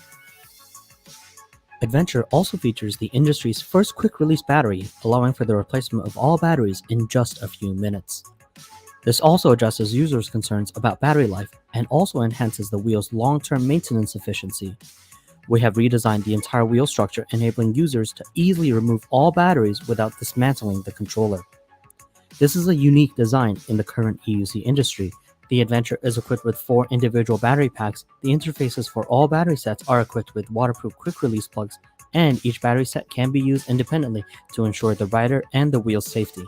This time, we are introducing the industry's fastest charging speed, 5 minutes of charging for a 10-kilometer ride. This is not just a slogan, but an achievable reality. In just 1 hour, you can charge the battery up to 80% capacity. During meal breaks or rest stops along the way, the wheel can easily return to a full charge, ready to go at any time. All this is made possible by our in-house developed rapid charging feature for the battery pack, with the wheel supporting a maximum charging current of 16 amps. However, powerful performance and excellent off-road riding experience are not sufficient enough to meet Inmotion's requirements for an EUC. We have always prioritized safety to be a crucial goal, and that's why the Adventure comes equipped with a true smart battery management system. The controller can in real time access information from each individual cell, and users can monitor battery information in real time through the app, including cell voltage, current, temperature, and capacity. This ensures a confident ride and a peace of mind while on the road. If any abnormalities occur with the battery, the system will immediately issue alerts and provide handling suggestions, offering you a comprehensive safety protection throughout your journey. Furthermore, Adventure also features charging balance capability, reducing the potential unknown risk that could arise from battery voltage differences. This enhancement improves the charging safety and extends battery's lifespan. Adventure boasts an IPX6 level waterproof performance, the highest waterproof rating among Inmotion EUCs. Users can even use a high-pressure water hose to directly clean the Adventure after off-road adventures. For night riding, we've designed an adjustable angle front headlight. With just a gentle twist, you can easily adjust the lighting angle according to different night riding scenarios, ensuring safety during nighttime rides. Next, let's take a look at Adventure's unique exterior design. We've continued Inmotion's brand signature orange, infusing the entire wheel with a vibrant visual appeal. Additionally, guided by ergonomic principles, we've designed a wider and larger anti-slip pedals. The wheel body follows a streamlined arc design, tapering wider at the bottom. This allows for a snug fit against the curve of the lower leg. Furthermore, through optimized wheel structure, we've achieved a more compact and lower center of gravity design, significantly enhancing riding stability and comfort. In terms of material selection, guided by an environmentally friendly philosophy, we've chosen renewable materials committed to creating a sustainable green mobility solution. These eco-friendly materials not only significantly enhance the durability of the wheel's shell, but also provide the users with a softer, more comfortable touch, ensuring that every ride is a pleasurable experience every step of the way. Lastly, let's take a look at the specifications and the price of the Adventure.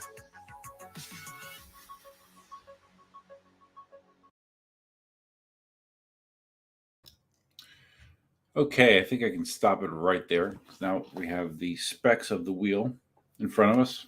I mean, I don't know how you can watch that video and not be impressed. I mean, I think Inmotion did a really, really good job with that video and just showing how impressive, at least specification-wise, this wheel is. I guess I didn't let it go long enough for the price, but I know that the price, that's the one question. The announced price is $3,300, right? Expensive, more than the patent. The patent is about $3,000 or $3,100, so more than the patent. Arguably, it has more features than the patent as well. The weight, 39 kilograms, heavy enough, 2,400 watt-hour battery. There's a number of things that in this video that are mentioned that are very impressive to me. A 16 amp max charging current, that's kind of crazy, right? Someone mentioned that the suspension travel, what is this? 85 millimeters. Yeah, it's not huge suspension travel. True. But the suspension design is very interesting. I thought being able to go 0 to 50 kilometers an hour in 2.5 seconds was kind of insane. I think that the way that they designed the batteries, that you can actually disconnect the battery without having to get into the system board, for relatively easy battery changes or swaps, even though it's not something that most people would have to do on a regular basis. But the fact that they made it easy, I think, is very, very cool. Has a smart BMS. The first Inmotion wheel to have a rear shock configuration, with the oiled sealed sliders. I don't know. I mean, it's a very impressive video to me. That being said, do I watch this and like, oh my God, I gotta, let me just get to the point where it shows the price. Hold on.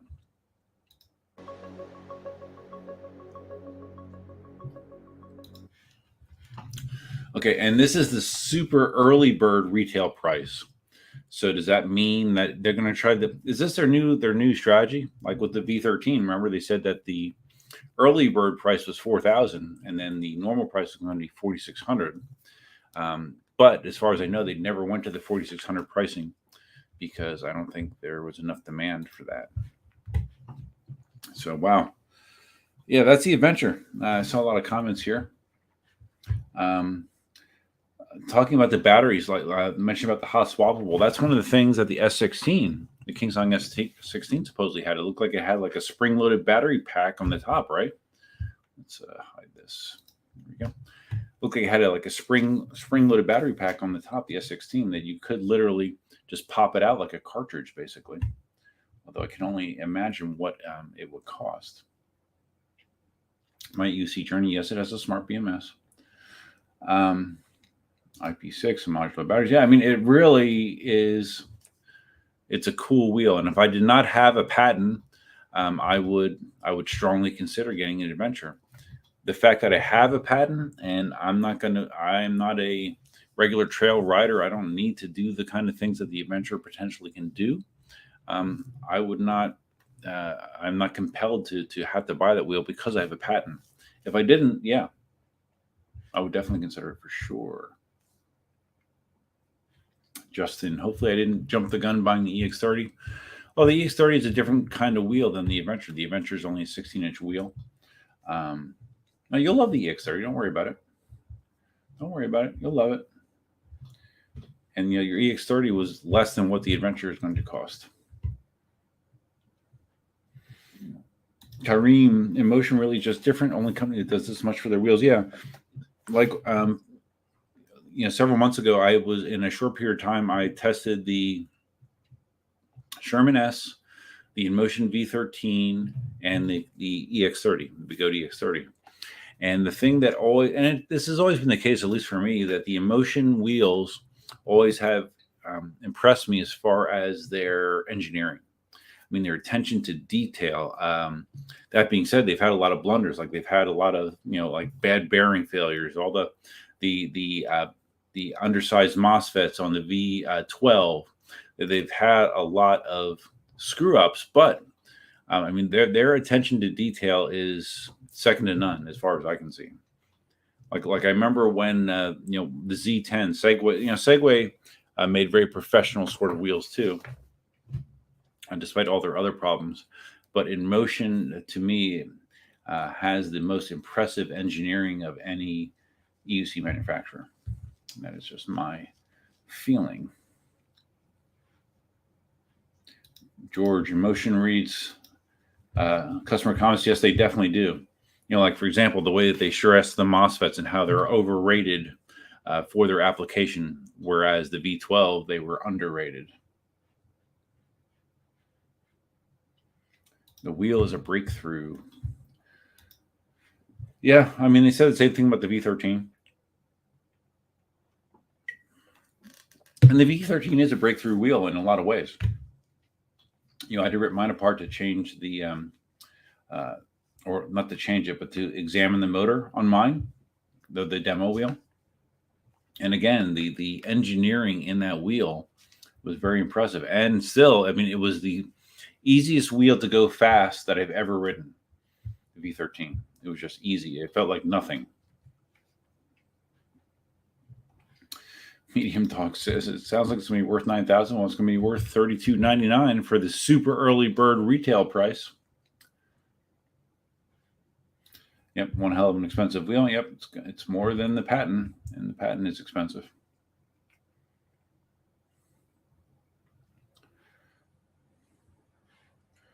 MUC, my EUC. This is the closest all-around best wheel I've seen. Yeah, I mean, after having the patent, I really am sold on the 16-inch form factor. I don't need to go 50 miles an hour. And my patent is rock solid at speed. I had it up into the low 40s. And rock solid. Does not feel, and it's heavy. I mean, it's still an 89-pound wheel. It's not like it's light. But despite its weight, the small form factor, it just feels agile. It's I don't know. I just like that form factor.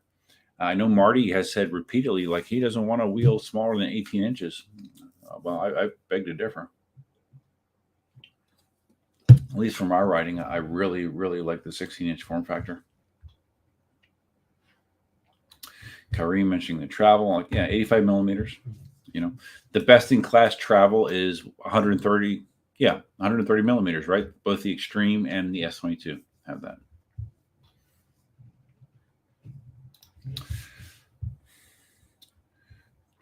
George, George, is there going to be an air shock version of the Adventure? I did not hear that. I did not hear that.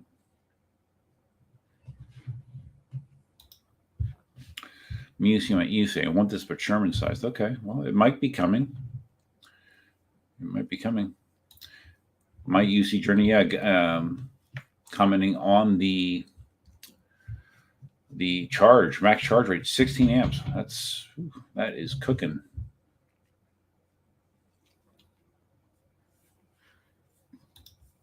And B, I'm happy with the direction that Inmotion is taking wheels. If this is an indication, I just wish that they would release a cheaper commuter wheel with the same features. Well, that's kind of what the S16, that's kind of what KingSong is doing with the S16, because there's been a lot of complaints about the price of wheels. Now, unfortunately, I mean, you can't get a Cadillac for a Hyundai pricing, but there could be a happy medium there, where you could get some of the basic features, maybe not the top end performance, but something that would be more affordable. That would be nice. I miss the days of $2,000 wheels. B says you're guessing it'll land at $38.99. Really? What do you mean? Oh, if you don't do super early bird pricing? Well, that's what they did with the V13. I think the V13 was $600, supposed to be $600 more than the original $4,000 price. Spartacus says it's 86 pounds weight. It's a little less than the Sherman OG. Yeah, it's 3 pounds lighter than the patent. And at least in the video, they said that again, it has a lower center of gravity, which is a good thing.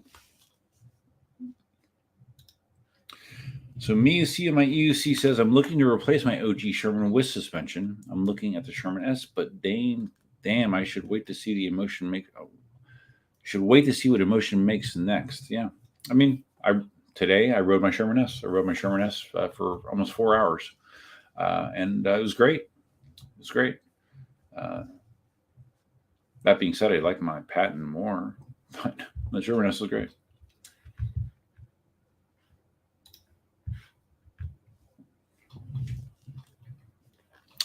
B says it's dual suspension, though, so that might offset the travel distance. What do you mean by dual suspension? KB3 VXB. I don't recall you being in the stream before, but welcome. Can you please tell everybody to calibrate that wheel at least once a month? I'm not kidding. Which wheel? I had the Inmotion V10F, and I fall after completely discharged the battery the day before. You're talking about the V10F?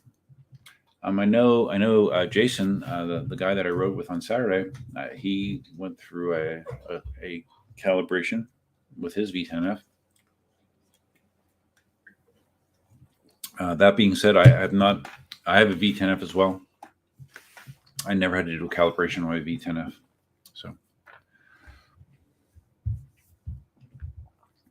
So I don't know what. So you completely discharge the battery, and what? You lost your config? I don't think you lose your config, even if your battery goes dead. But I might be wrong.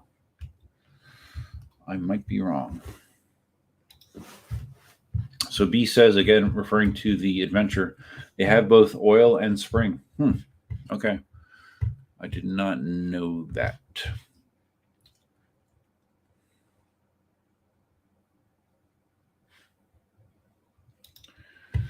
It was after completely discharge, and it said the word "please repair." Oh wow! So what? You ran it down to 0? I mean, that's generally not a good thing. I've never done that with my wheel. So, but yeah, I don't doubt that you had that happen.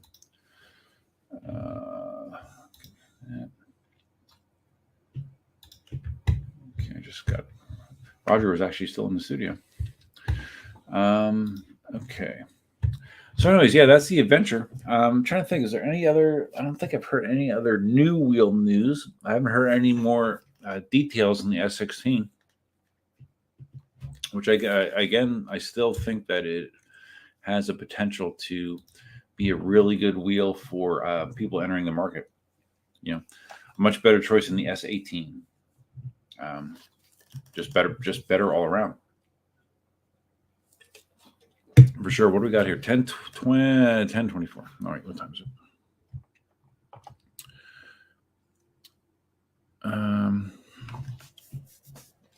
Yeah, 10:24. Yeah. Okay. Well, if anyone else has anything they would like to talk about, we can talk about it. Otherwise, I might get ready for bed. I don't know. So my UC journey. So that's the first time you've seen that video. I apologize that my camera kind of loses focus sometimes because I'm not well lit. Wow, it's still blurry for now. Usually it fixes itself, but like the only light in my room right now is from my monitors. It's still blurry. Interesting. It will usually. There we go. Okay. Wait. Oh, wow. Right here. If I stay right here, I'm in focus. Okay, so it's the first time that you saw those specs. Yeah. I mean, the specs are impressive in every way. I don't know of anything in those specs that is not impressive. It really is sounding to be a good wheel. That being said, we've had so many situations where wheels have been pumped up and promoted, and they come out and they have these warts. And it's frustrating for people that buy first batch wheels. It's frustrating for dealers. I've heard from Jason and other dealers that it's so hard for them because these manufacturers will release these wheels, and parts are like next to impossible to obtain. So if there's a problem of any significant degree, they have a really, really difficult time servicing the wheel. Whereas sometimes their only option is to cannibalize existing wheels to get parts. So yeah, it's rough. It is rough.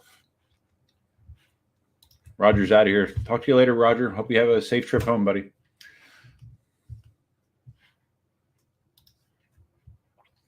So my UC journey didn't know the details.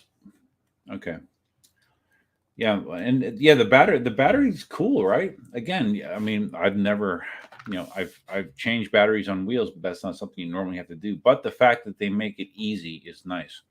Now, hopefully, like tire changes or tube changes are easy.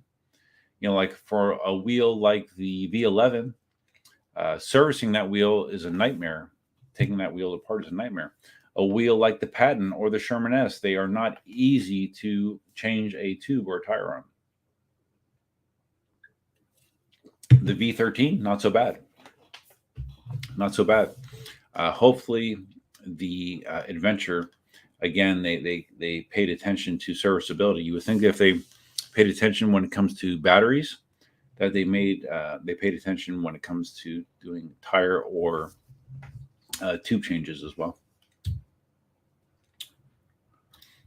Do I have insurance for my wheels? No.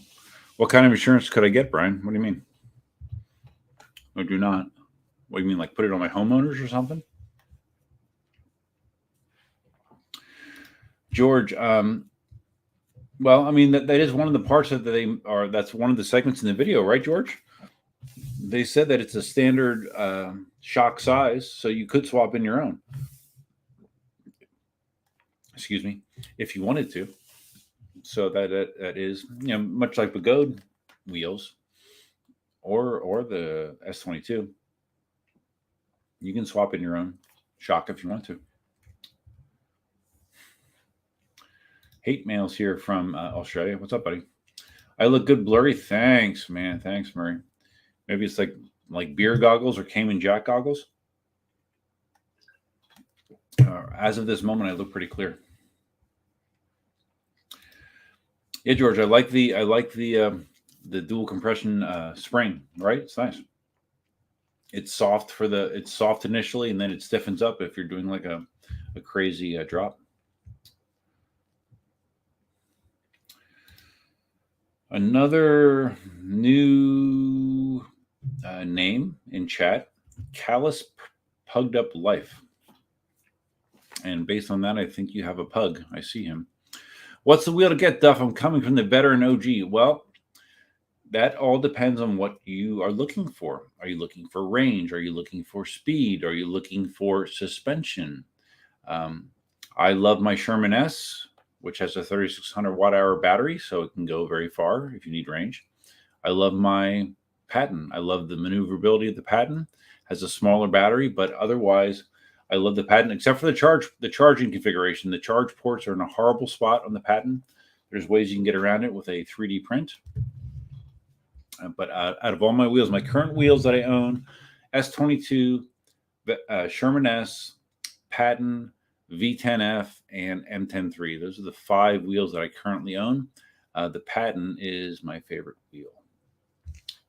So, and that can go 50 miles, at least in my kind of terrain. 50 miles of range in the Patton, going a high, speed or somewhere around 30 for the majority of the ride. In my test, the Patton could do that, which is enough for me. And Brian, liability insurance. No. Well, I have a $1 million blanket liability policy, Brian. So I guess that would cover me, right? I guess. I don't know. It's not specific to EUCs, but I do have a liability policy, which I don't really need to keep. I had to get that one. I installed the solar system at my old house. That was a requirement that I had to have a liability policy.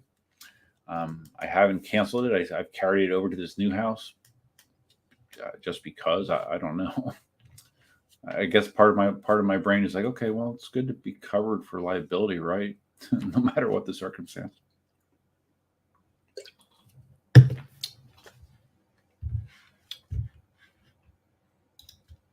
Not personal art tile. Don't know what that means.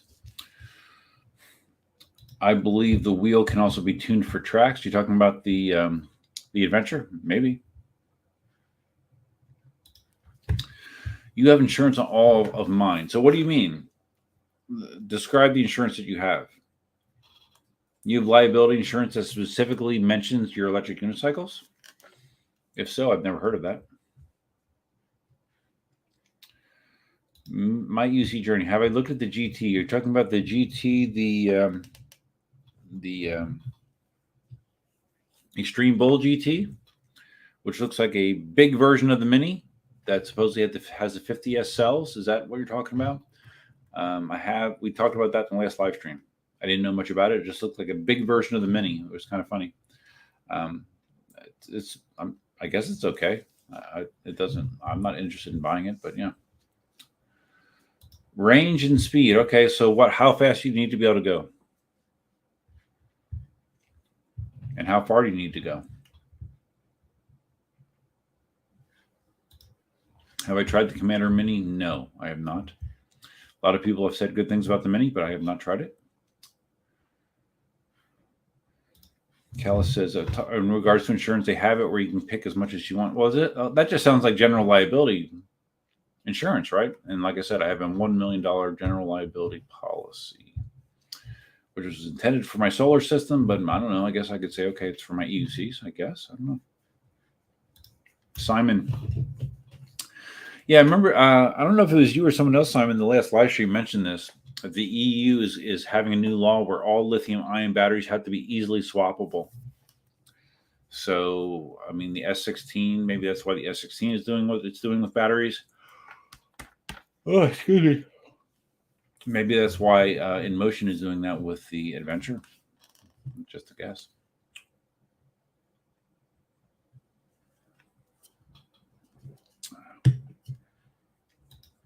So it sounds like Callis has a Liberty Mutual.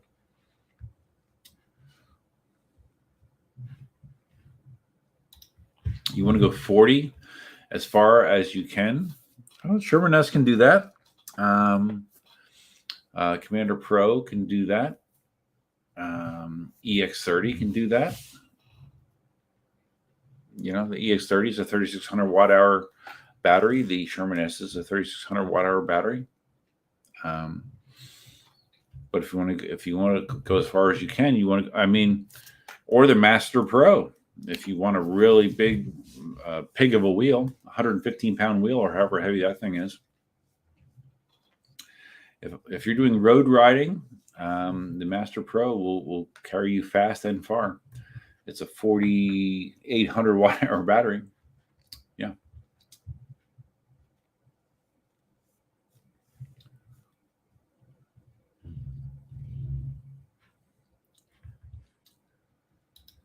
Babbitt to Wabbit. Someone sues you, they fight with insurance company. Yeah. Well, that's good, right? Brian asked if I still fly drones. Yeah, I still have my drones. If I'm being completely honest, I have not flown them since I've moved. And I moved here in March. So I have not. They're sitting right here on the shelf next to me. I have not had them out. And I should, but no, I don't. And the other thing is down here in town, I'm relatively close to an airport as well. So I can't really fly them where I'm at. You know, I can, ride in different areas and I could fly them, but not really where I'm at. I would probably get shut down.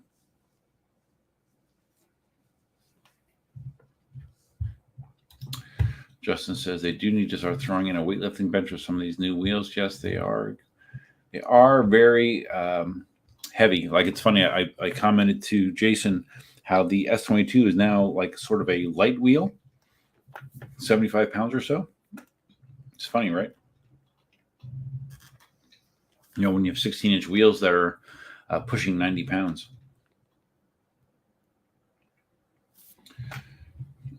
Okay.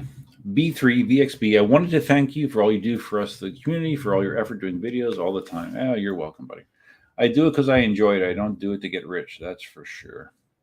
What drones do I have? I have an original Mavic, and I have the oh my God. Hold on. I don't feel like getting out of my chair.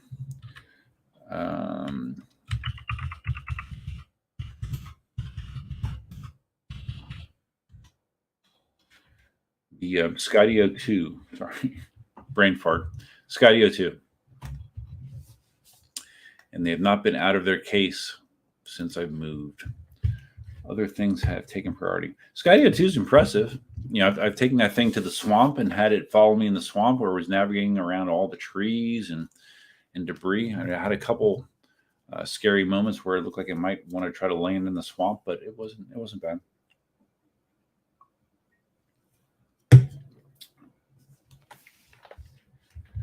Brian, you went to Yellowstone and thought of you. Well, hopefully you did not take drones to Yellowstone, right? You would know better if you've heard my drone stories. Charge the drone batteries while you think of it. Oh, yeah, I will, Murray. Maybe tomorrow. That's one of the things I'll do. Since I am off tomorrow, I'm off. So I'm off tomorrow. I'm not sure what tomorrow will bring. I do have to do. I was sent a like a multi-function inflator slash like power center from someone that also sent me some Tesla floor mats.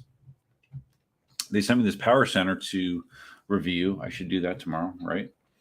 I don't know. Play pickleball tomorrow. I don't know. I don't know what I'll do tomorrow. We'll see. But I am off all day, so we will figure it out. We will figure it out. So, all right, now it is now 10:37. So, I think I'm going to shut it down here, guys. I think we had some good discussions. I really appreciate Roger stopping into the stream for the first time, and I appreciate all the support you guys have given on the channel. If you do have a second, if you give the stream a thumbs up, it is very helpful for me. It will encourage YouTube to show the stream to other people on rebroadcast. So if you have a second to click that like button, a thumbs up, I would appreciate it. It definitely helps me out. So anyways, thank you for stopping by. I will talk to you again soon, and happy Labor Day. Even though Labor Day is almost done here in the United States, only in less than an hour and a half to go. Happy Labor Day. And until next time, Duffman out.